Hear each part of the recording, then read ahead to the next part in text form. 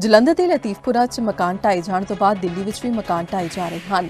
ਇਸ ਸੰਬੰਧੀ ਕੌਮੀ ਅਨੁਸੂਚਿਤ ਜਾਤੀ ਕਮਿਸ਼ਨ ਦੇ ਚੇਅਰਮੈਨ ਵਿਜੇ ਸਾਂਪਲਾ ਨੇ ਕਿਹਾ ਕਿ ਜਲੰਧਰ ਦੇ ਲਤੀਫਪੁਰਾ ਤੋਂ ਬਾਅਦ ਦਿੱਲੀ ਵਿੱਚ ਵੀ ਲੋਕਾਂ ਦੇ ਘਰ ਢਾਹ ਰਹੇ ਹਨ। ਸਰਕਾਰ ਇੰਨੀ ਕੜਾਕੇ ਦੀ ਠੰਡ ਵਿੱਚ ਲੋਕਾਂ ਦੇ ਘਰ ਤੋੜ ਰਹੀ ਹੈ।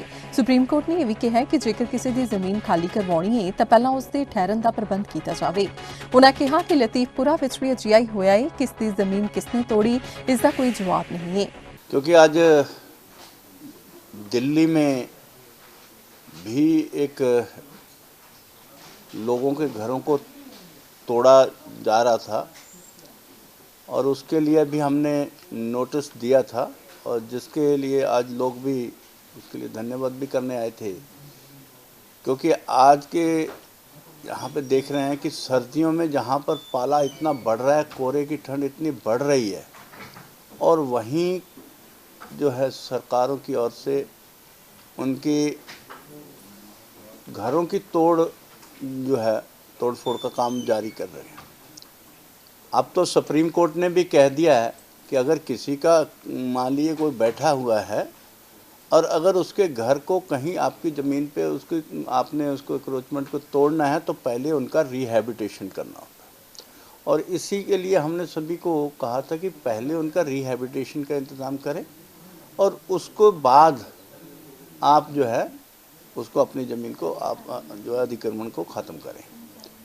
और ऐसा ही केस जो है पंजाब में भी लतीफपुरा का हुआ था और लतीफपुरा में भी सेम ऐसी थी सिचुएशन कि जबकि वहाँ पर तो ये था कि कोई रिकॉर्ड भी नहीं उनके पास कि ज़मीन किसकी है, ये भी नहीं पता, कितनी ज़मीन एक्वायर करनी थी वो भी नहीं पता, कितने घरों को तोड़ा गया हमने पूछा तो उनके पास वो भी रिकॉर्ड नहीं है और ना ही कोई उनको नोटिस दिया गया। ऐसा पंजाब में भी हुआ है और ऐसा और भी जगह पे कई जगह पे हुआ है, जिसको देखते हुए सुप्रीम कोर्ट ने भी ऐसा कुछ आदेश दिए हैं कि अब आप किसी का भी रिहैबिटेशन किए बिना उनको घरों को नहीं तोड़ा जा सकता, जो कि कमीशन ने पहले से ही ऐसे ऑर्डर कर रखे हैं कि अपने जो रिकमेंडेशन दे रखी है कि जब तक उनका रिहैबिटेशन नहीं होता तब तक आप ये अक्रोचमेंट ख़त्म करने के बहाने से उनके घरों को नहीं तोड़ा जा सकता।